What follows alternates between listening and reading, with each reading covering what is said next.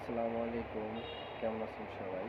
আপনাদের কাছে একটা সতর্কতামূলক একটা ভিডিও নিয়ে আসলাম।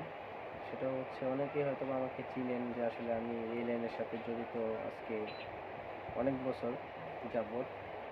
তো আবার অনেকে হয়তোবা চিনেন না, ভিডিওটা দেখার পর হয়তো অনেকে চিনবেন। আসলে হচ্ছে আমার একটা এক্সপিরিয়েন্স হয়েছে কালকে। তো সেই জিনিসটাই আপনাদের সাথে শেয়ার করা। হয়তোবা আমাদের লাইনে যারা আছেন ব্যবসা অবস্থায় বা এই লাইনে যারা আছেন হয়তোবা এই ভিডিওটা দেখলে অনেক কিছু শিখতে পারবেন। জিনিসটা হচ্ছে এরকম যে আসলে আমাদের লাইনে সাধারণত আপনার একটা কাস্টমার আননোন নাম্বার থেকে ফোন দেয়। ফোন দেওয়ার পর হয়তোবা কাজের ব্যাপারে বা যে কোনো ব্যাপারেই আমরা কথাবার্তা বলি, তারপর এখানে আমরা লোক পাঠাই। তো আমার সাথে কালকে যেটা হয়েছে, আমার তো অনলাইনে একটা পেজ আছে আমার দোকানের নামে, মান্নাত রেফ্রিজারেশন। তো কালকে হোয়াটসঅ্যাপে আমার একটা অ্যাড আসে। সেটা হচ্ছে যে এক লোক 4টা এসি বিক্রি করবে। তো 2টা এসি অলরেডি বিক্রি করে ফেলছে, আর 2টা তার সাথে আমার সাথে কথা হয়েছে। তো এটা ছিল উত্তরায়। তো কালকে তারপর তার সাথে কথাবার্তা ফাইনাল হওয়ার পরে কয় টাকা বিক্রি সব কিছু ফাইনাল হওয়ার পরে আমি এখানে লোক পাঠাই গাড়ি সহকারে। সে আমাকে ছবি পাঠাইছে আর কি, দেখলাম যে নিচে এসিগুলা। তো সাধারণত হয়তো বা 2টা এসি খুলতে সর্বোচ্চ 10 মিনিট সময় লাগবে বা 20 মিনিট। তো এই কারণে গাড়ির সাথে লোক পাঠাই দিছি। তো পাঠাই দেওয়ার পর এমন হয়েছে যে যে লোকে আমাকে হোয়াটসঅ্যাপে অ্যাড করেছিল আর কি, সে বলছে এরকমভাবে যে তারা হয়তো গার্মেন্টসের 3জন ওনার যে কোনো একটা ঝামেলার কারণে বিক্রি করতেছে। তো সে আমাকে বলছে যে ভাই আপনি যান আর লোক পাঠান, পাঠানোর পরে আপনি এসি টিসি খোলার পরে আপনার টাকা দিয়ে মাল নিয়ে আসেন। আমি বলছি যে না, আপনি আমাকে কাগজ দিয়ে করলে, তারপর পাঁচ টাস দিলে তারপরে এই জিনিসটা আমি ওইভাবে করবো। তো ওই লোক বলছে আপনি আগে যান। তো আমার একজন লোক আছে, উনি ইউসিবি চত্বর থেকে যাবে। তো আমার ছেলেরা ইউসিবি চত্বর থেকে তাকে নিয়ে গেছে। তো ঘটনাগুলো এমনভাবে সাজাইছে যে ইউসিবি চত্বর থেকে যাকে নিয়ে গেছি, ইউসিবি চত্বর থেকে মিরপুর থেকে, যে আমার সাথে যার সাথে অ্যাড হয়েছে আর কি, যে সে তার লোক এরকম বুঝাইছে আর কি।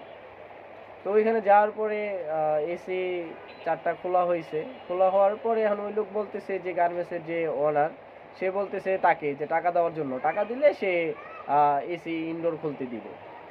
তো এখন সে আবার আমাকে কল দিচ্ছে যে ভাই আপনি আমাকে টাকাটা পাঠান, আর আউটডোর তো খোলা হয়ে গেছে আপনার ছেলেরা বললো, তো আপনি আমাকে টাকাটা পাঠান, আমি ইনডোরটা তারপর আপনারা খুললা সব নিয়ে আসেন। আমি বললাম যে না, সেটা হয় না। আপনি তাদের সাথে কন্ট্যাক্ট হয়েছে, আপনি তাদেরকে টাকা পাঠিয়ে দেন। আমার জিনিসগুলো যখন আমি বুঝা পাবো তখন আমি আপনাকে টাকা দিয়ে দিব।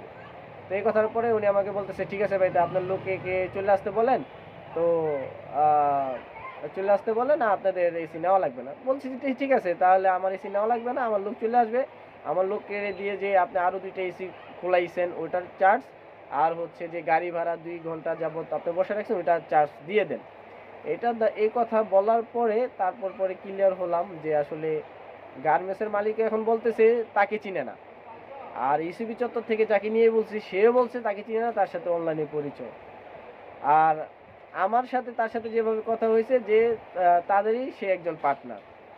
তো এই ভিডিওটা আসলে এই জন্য করা যে আসলে চক্রটার আসলে মূল উদ্দেশ্য ছিল গার্মেন্টসের মালিককে প্রতারণা ফালানোর জন্য না। তার মূল টার্গেট ছিল যে আমাদের এই লাইনে যারা ব্যবসা করে তাদেরকে, কেন তাদেরকে চাইছিল যে তাকে এসি দেখানোর পরে, এসি খোলানোর পরে যেরকম বিকাশনগর যেভাবে প্রতারণার শিকার হয় মানুষে, ঠিক এইভাবেই যে তাকে আমি টাকাটা দেওয়ার পরে হয়তোবা এটা অনেকে ভুলবশত এই জিনিসটা হয়তোবা আমি করি নাই, অন্য কেউ হয়তোবা করে ফেলতে পারে। তো তো তাহলে তো সে ওইখানে একটা ক্ষতিগ্রস্ত হয়ে গেল।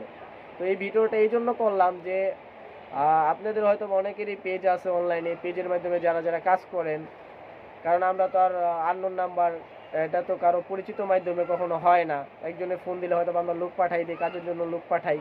তো এই জন্যই ভিডিওটা করা, যাদের পেজ আছে যারা এই লাইনে আসলে জড়িত, তারা আসলে এই জিনিসটা থেকে একটু সতর্ক হবেন যে কখনো যদি অনলাইন থেকে আপনাদের পেজে কাজ আছে বা কেউ এসি বিক্রি করবে বা ফিটিংয়ের কাজ, রিপেয়ারিংয়ের কাজ, এনিথিং, তাহলে আপনারা এই জিনিসগুলো মাথায় রাখবেন যে সব কিছু সুন্দরভাবে যাচাই বাছাই করে তারপর নিজে সেফটি নিয়ে তারপর করবেন ইনশাল্লাহ। তাহলে বিপদ থেকে সবাই ইনশাল্লাহ মুক্তি পাবো। কারণ এখন প্রতিটা জায়গায় মানুষ বিভিন্ন ধরনের প্রতারণার ফাঁদ পেতে বসে আছে। তো এটার থেকে আমাদের অবশ্যই সতর্ক হওয়া উচিত। তো সবাই ভালো থাকবেন। আসসালামু আলাইকুম।